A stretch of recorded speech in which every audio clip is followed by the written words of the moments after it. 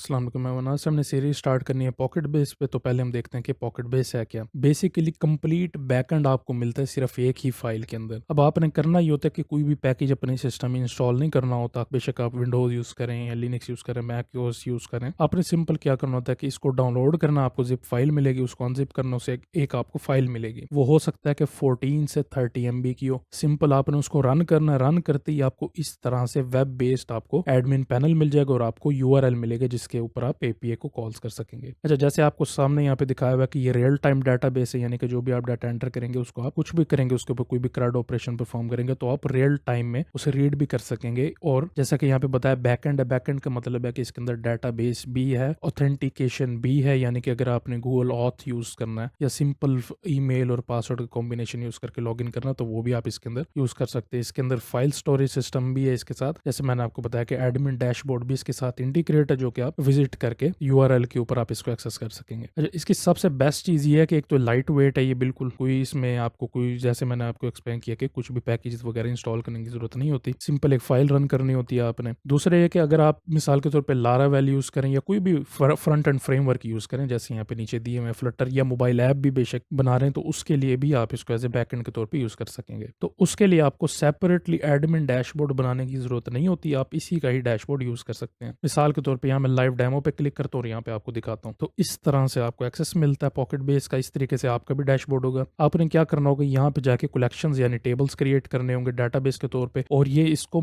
SQL light के अंदर store करता है। माई एसक्यूएल में नहीं, एसक्यूएल लाइट उसकी एक बिल्कुल लाइट सी फॉर्म है, तो उसके अंदर ही सारा डाटा आपके जितने भी टेबल्स में वो स्टोर करेगा। इसके अलावा अपनी जो फाइल सिस्टम है इसके साथ ये आपके फाइल स्टोरेज रखेगा। इसमें दो तरीके होते हैं, एक तो आप अपने जहाँ पे आपने पॉकेट बेस रखी है वहां पर फाइल स्टोर करा सकते हो, और दूसरा तरीका है कि आप S3 बकेट इसके साथ अटैच करके अपनी जब एपीआई कॉल करके कोई भी फाइल वगैरह अपलोड करेंगे, इमेज वगैरह कुछ भी, तो वो S3 बकेट में डायरेक्ट अपलोड हो जाएगी। इसमें आप ईमेल्स भी सेंड कर सकते हैं, जैसे यहाँ पे दिखाया हुआ है, ऑथेंटिकेशन भी कर सकते हैं, ओथ, गूगल, फेसबुक और भी काफी सारे इसके साथ ऑप्शन अवेलेबल है। तो जब इस तरह का आपके पास डैशबोर्ड अवेलेबल होगा और यहाँ पे आप आके न्यू रिकॉर्ड ऐड करेंगे, तो मिसाल के तौर पर अगर आपने कोई ब्लॉग क्रिएट किया और उसके ऊपर आप पोस्ट करें, तो जो आप पोस्ट करेंगे वो आप रियल टाइम में भी रीड कर सकते हैं, और जो भी आप यहाँ पे पोस्ट करेंगे अगर आप एपीआई रीड करें तो आपकी वेबसाइट के ऊपर भी वो ऑटोमेटिकली नजर आएगी। तो इससे ये होगा कि आपको काफी ज्यादा टाइम, घंटे कोई एडमिन डैशबोर्ड बनाने पे नहीं लगेंगे, जहां से आप फिर अपने ब्लॉग पोस्ट को क्रिएट कर सकें। अब जैसे आपके पास माई एसक्यूएल है, माई एसक्यूएल का कोई फ्रंट एंड नहीं है, वो आप डायरेक्ट खुद उसके अंदर जाके अपने फ्रंट एंड के फ्रेमवर्क के ऊपर एक डैशबोर्ड क्रिएट करते हैं, वहां से पोस्ट को एपीआई कॉल करके क्रिएट करते हैं। इसमें ये नहीं है, ये आपको सामने डैशबोर्ड दिया होता है, यहीं से ही आप अपने जो भी डाटा एंट्री वो कर सकेंगे। अच्छा, इस सीरीज के अंदर मैंने ऑथेंटिकेशन नहीं कराया क्योंकि ये एक सेपरेट टॉपिक है, और ये हम किसी फ्रंट एंड फ्रेमवर्क के साथ, हो सकता है व्यू के साथ करें या फिर नेक्स्ट जेएस के साथ इसको करेंगे, जिसके ऊपर मैंने पहले सीरीज भी एक क्रिएट की हुई है। क्योंकि इस प्रोजेक्ट में हम सिंपल एक index.html की फाइल क्रिएट करेंगे वीट के प्रोजेक्ट में, और उसके थ्रू हम इसके ऊपर सारे फंक्शन जितने भी वो करने हैं, फिर हम पोस्टमैन भी यूज करेंगे, एपीआई कॉल करने का तरीका भी देखेंगे। अच्छा, यहाँ पे एक इंपॉर्टेंट चीज नोट करने वाली ये है कि ये 0.26.6 वर्जन है इसका। अगर आप डॉक्यूमेंटेशन पे जाते हैं तो यहाँ पे ये डाउनलोड्स के लिंक भी दिए हुए हैं। यहाँ पे बताया हुआ है कि ये अभी स्टेबल नहीं है, अभी इसके ऊपर काम हो रहा है, जब तक ये 1 वर्जन पे नहीं पहुंचती। अभी ये 0.26.6 हो सकता है कि जब आप सीरीज देख रहे हो तो इसका सेपरेट वर्जन हो, लेकिन इतने ज्यादा कुछ चेंज नहीं होता इसमें। पॉकेट बेस में आपको एक और कैपेबिलिटी मिलती है कि आप इसको एक्सटेंड कर सकते हैं, यानी कि अगर आपको गोलैंग आती है, क्योंकि ये जो पॉकेट बेस है गोलैंग के अंदर बनी हुई है, ये एसक्यूएल लाइट को अपने डाटाबेस के तौर पे यूज करती है और सिंपल एक एग्जीक्यूटेबल फाइल है। तो आप चाहें तो इसको गो के अंदर और जावास्क्रिप्ट के हुक्स यूज करके, जो कि मैं आगे सेपरेट इसके अलावा एक सीरीज के अलावा वीडियो बनाऊंगा, तो उसके अंदर हम कवर करेंगे कि आप किस तरीके से हुक्स यूज करते हैं। गोलैंग आती है या जावास्क्रिप्ट आती है तो आप इसके अंदर अपनी फंक्शनैलिटी भी ऐड कर सकेंगे, यानी कि जो आपको प्रोवाइड किया हुआ है उसके अलावा भी आप फंक्शनैलिटी इसके अंदर ऐड कर सकेंगे। ठीक है जी, तो इंट्रोडक्शन के लिए इतना सही है। अब आगे नेक्स्ट वीडियो में कंटिन्यू करेंगे इसके इंस्टॉलेशन से।